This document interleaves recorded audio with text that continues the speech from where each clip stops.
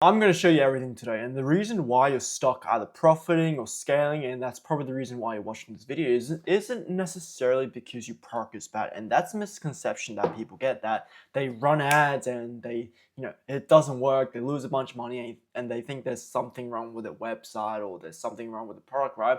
But 99% of the time, it just boils down to the current operations and the decision and the overall strategy that you're operating within the ad account. Okay, so today I'm going to go over exact scaling strategies that we're currently using with all our brands. Okay, the same systems and operation that we took this brand out of Michonne all the way from 1K a month all the way to 33K a month in 4 single months. We went from Burma without even releasing its first product drop all the way from 0 to 10K a month in 3 months, now scaling to its first 50K a month.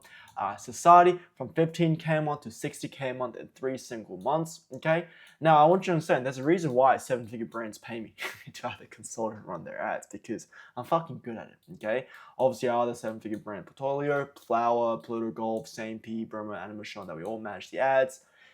There's a reason why. Okay, and these are the exact systems. I'm going to show you everything that you need to understand so you can as well scale inside your ad account. But the first thing that you need to understand is the basic premise of what is scaling. Okay, what even is scaling, right? Scaling is a process of increasing your ad budget, right, and reach to generate more sales or leads while keeping your return on ad spend profitable. Okay, scaling isn't about where you just put more money in your ROAS shop. That's not scaling. It's to maintain the winning foundation you have within the ad account, right? Scale that to another level in terms of reach, budget, or whatever it is. And I want you to understand, right, increasing your ad budget and reach. So when it comes to scaling, there's two main factors of how we actually operate with scaling.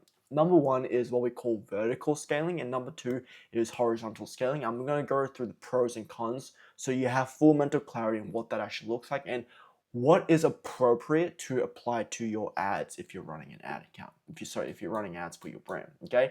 Now, vertical scaling, it is if you're increasing your budget for your campaign ads through ad level. This is what we call a vertical scaling, because we are vertically scaling up with our budget, right? That's why it's called vertical, right? The only conditional formatting of vertical is your budget that we put up, or we're vertically scaling down, right? We just play around the budget. Okay. Now, pros of vertical scaling. Number one is obviously the simplicity towards it, right? Straightforward, doesn't require the creation of new campaigns or ad sets, and the complexity is far less compared to horizontal scaling, right? Number two, there's going to be quicker results since the algorithm has already optimized within the ad or the creative that you're scaling up vertically, right? It's already optimized for its target audience, so you're going to generally see a quicker result. Meaning, for example, right, if it acquire, if you have an AOV of $40 and if you spend $40, that hits your break-even ROAS, right? Whereas if you double your budget, for example, $80, right, and get 2 sales, right, you're gonna see quicker results just from the budget change, right? And third, there's overall just less of risk, right? If you scale it up properly, right? It's not a conditional formatting where, for example, right, if you have an ABO and we're spending $20 a day, it's not something where we just up it to 40, right? It's obviously this conditional formatting of how to actually vertically scale, which we're going to go over on a video today. Okay, now the cons of vertical scaling: likelihood of ad fatigue. You can't just keep on vertically scaling forever, right? Because there's a thing called ad fatigue, especially when you get to the higher daily spend, right? We can't just keep on scaling forever. You need to expand somewhere else, right? Second thing is dependent on fewer variables, right? And this is super important for you to understand. When we're scaling, we always want to make sure and have clarity that we're scaling the right way. And what I mean by that is, if we're putting up a vertical scaling, yes, it's less risk, but also there's a lot more variables where it could go wrong, where you may have made the bad decision of scaling up, right? For example, it might be completely luck. It might be, the ad starts to drop because we scale too quickly, etc., etc. Okay, and the overall bad thing about vertically scaling is that we just can't rely on it forever, because again, if we just have, for example, one campaign, one ad set, and then one ad, right? And then that's the only thing that you have in the ad account, right? And you just it does well at a $20 budget, but if you just keep on increasing it 40, 60, 80, like, there's gonna come to a stage where you see a decrease in performance. It's too simple to be true. You get what I mean? So that's the downside of vertical scaling. That's why there's the other option, which is my sort of personal favorite, of horizontal scaling, right? It is basically you're increasing the amount of campaign ads that add, right? That is why we're calling it horizontally scaling, right? Because you're going to have more campaigns, the more ad sets, right? That's where you're horizontally scaling, right? And you can vertically scale the amount of campaigns individually, the amount of ad sets individually, vice versa, right? You're basically expanding the reach of your campaigns. For example, right? If you have one campaign with a broad audience, right? And then those creatives work, right? Those are winners, right? All you can do is you can duplicate it to a second campaign, change the targeting of it, right? To have the same creatives, right? Without doing much, right? For example, if you were spending $50 a day, without doing much, you just doubled your budget by one through a whole new campaign specifically. Whereas if you're vertically scaling, you getting to that 50, right, all the way to the $100 stage, right, might have taken you a bit longer if you just vertically scale, right? That's the premise of what horizontal scaling is, right? You're expanding the reach of your campaigns because you're making more duplicating ads and expanding horizontally.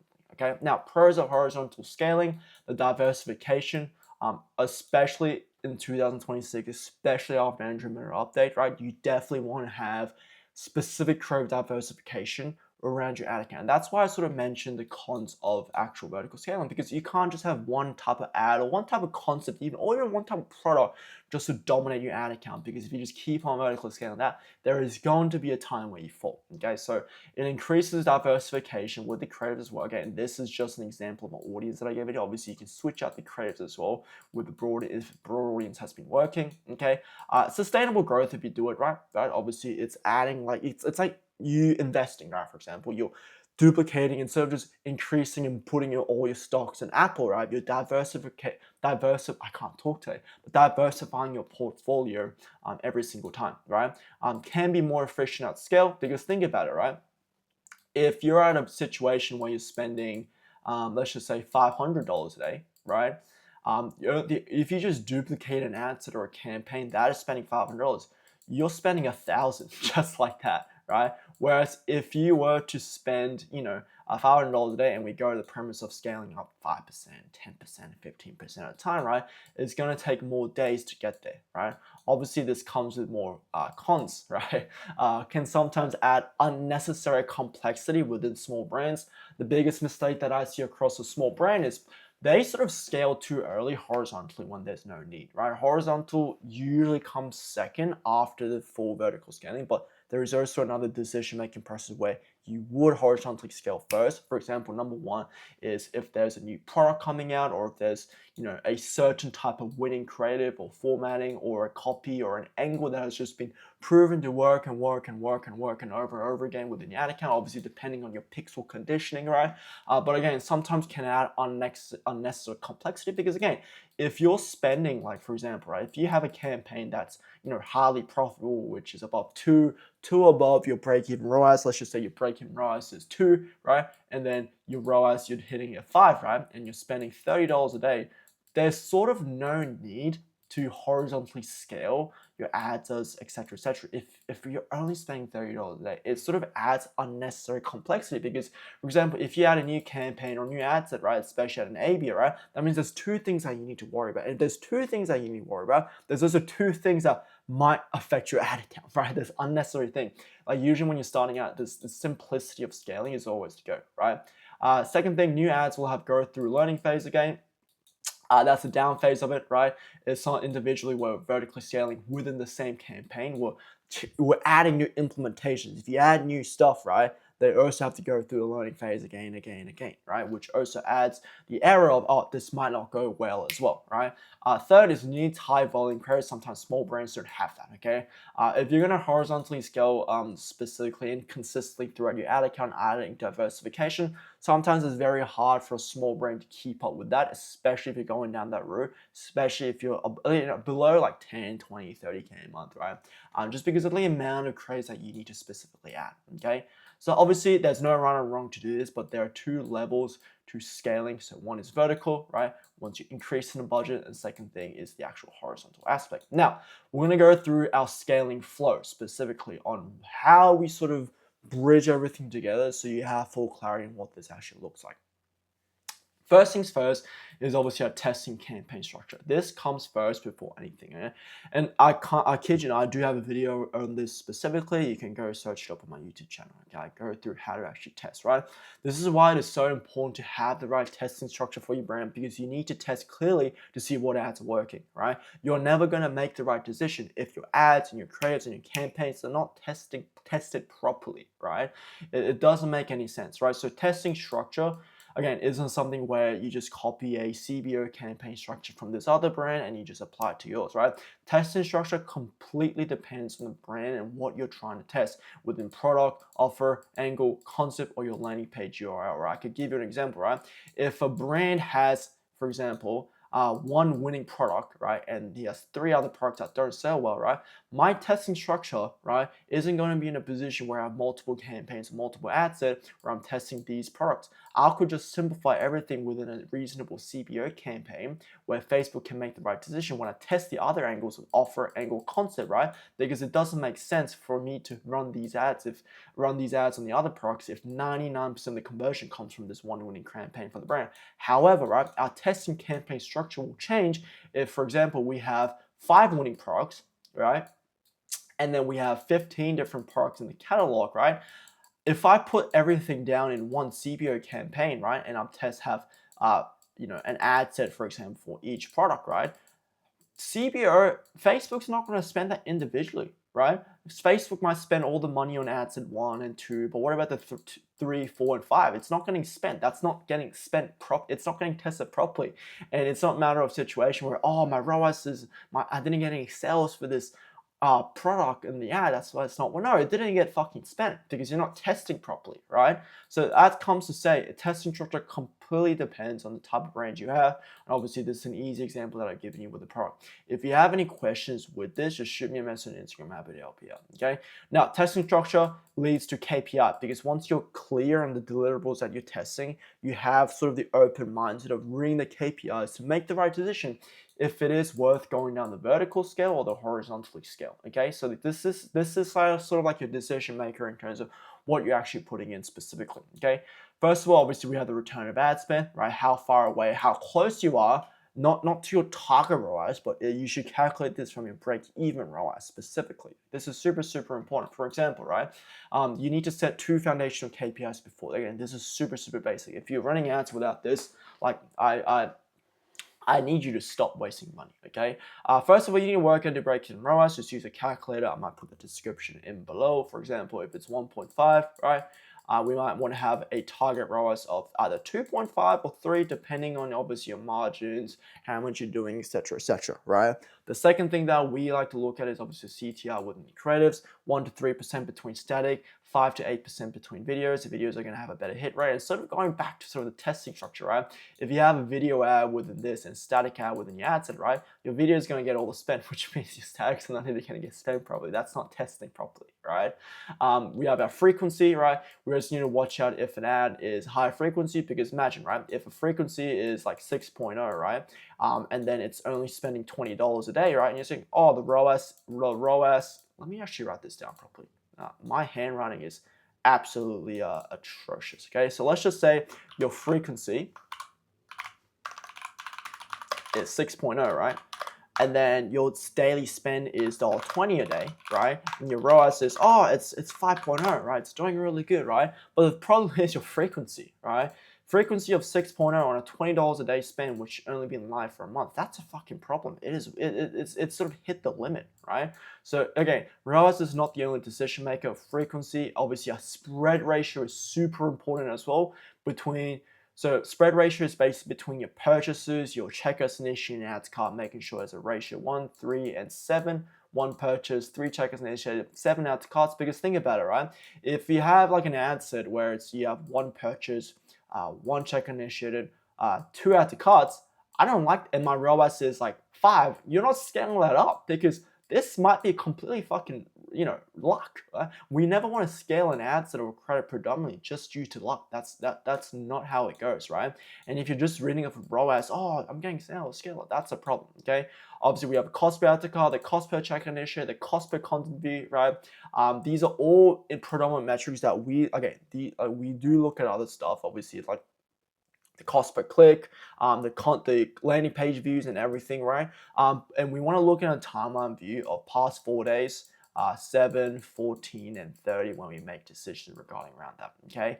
And again, these aren't just individual KPIs that you look at, just saying, oh, the ROAS is good, we scale, the CTR is above, we scale. These are all sort of decisions that we like to look for within an ad account, okay? But this is super, super important, okay? Now, within our KPIs, we go to vertical scaling, horizontal scaling, vertical scaling, budget within the campaign or ads level, we scale. Horizontal, we either scale through product, offer, angle, or concept specifically. For example, if you have a campaign one, right, and then let's just say you have 2 ad sets here, okay?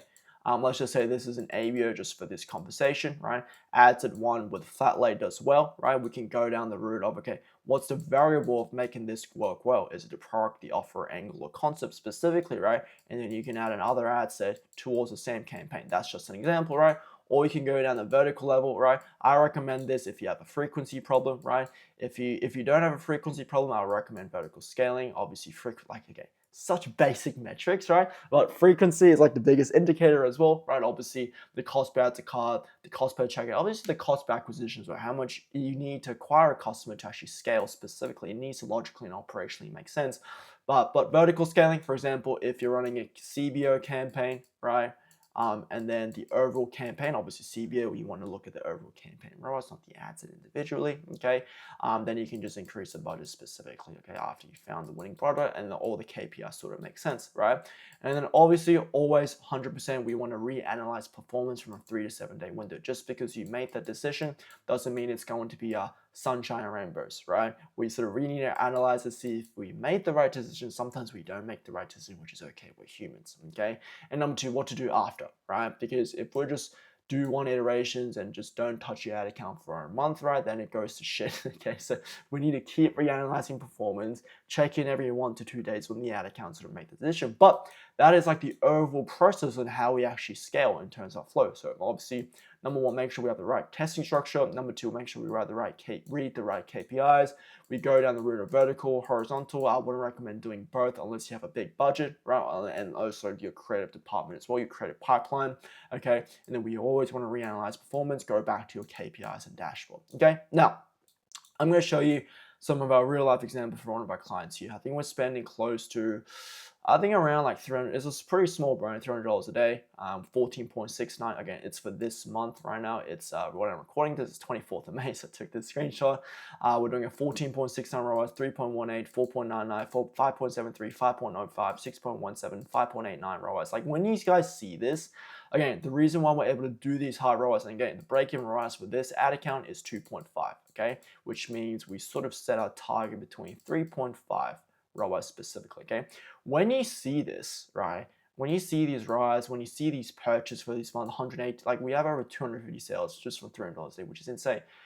You're probably wondering, Daniel, why are you only spending $300 a day? Because again, when you're making a decision, and I showed you this and the reason why, we want to calculate decision. It's not all about you start getting sales, right? When you're getting sales problem, when you're hitting the profiting problem, you probably have a creative problem or a testing structure problem. When you're in the position where you're struggling, and most brands probably watching this at 20, 30K a month, when they're at that stage, when they try to scale, right, they're going, oh, my ROI starts with it. It's because you're not making the right decisions. You need to properly scale. And what we did, obviously, I'm not going to show you what our actual structure is, right? We have 1, 2, 3, 4, 5, 6, 7, right? We have 7 ad sets, right? Within 2-3 campaigns specifically, right? We horizontally scale first because we understood the product variety, right?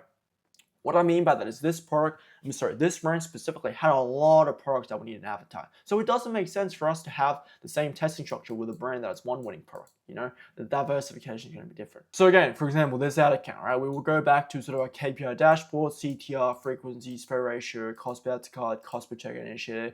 Timeline view, super important, 4 days, 7 days, 14 days, and then 30 days, right? Check if everything checks out and we're going to position. Again, for this positioning, right, we'll first find out like if there's any new collection dropping, right, the stock level of it, because we have a lot of problems scaling just because of stock. That's a good fucking problem to have, okay? Okay, and then we would also analyze, right, does it even make sense to horizontally scale, right? Is there something where we can juice out more before we do? Because again, what I said before, horizontal scaling, more complexity individually, right? So again, I just want to show you the example because again, we're only spending $300 a day, right? and you see these rise 40, why don't you spend more? Because it's not how it works, right? We need to make decisions correctly, right? If we don't want to turn into a TikTok brand where you make 20K and next month you make nothing, okay? Now, I know I went through a lot. Hope you got some value out of it. Okay, this is our flow, super important. So to summarize, we have the testing structure, the ability to read KPIs. Now you have an understanding of two scaling procedures, vertical and horizontal scaling, and the differences are, and the importance of reanalyzing performances. Okay, if you have any questions, shoot me a DM over Instagram. I'm happy to help you out. Okay, if you're a brand that is struggling to scale or even profit the ad account, right? Booking a call to speak to me individually. Okay, the call is with me, not me and my team. Okay, with me. Okay, we'll go over your ad account, see what the bottleneck is. Either way, either direction, we'll sort of always try to help you out. Okay, now, again, appreciate your time. I'll see you in the next video.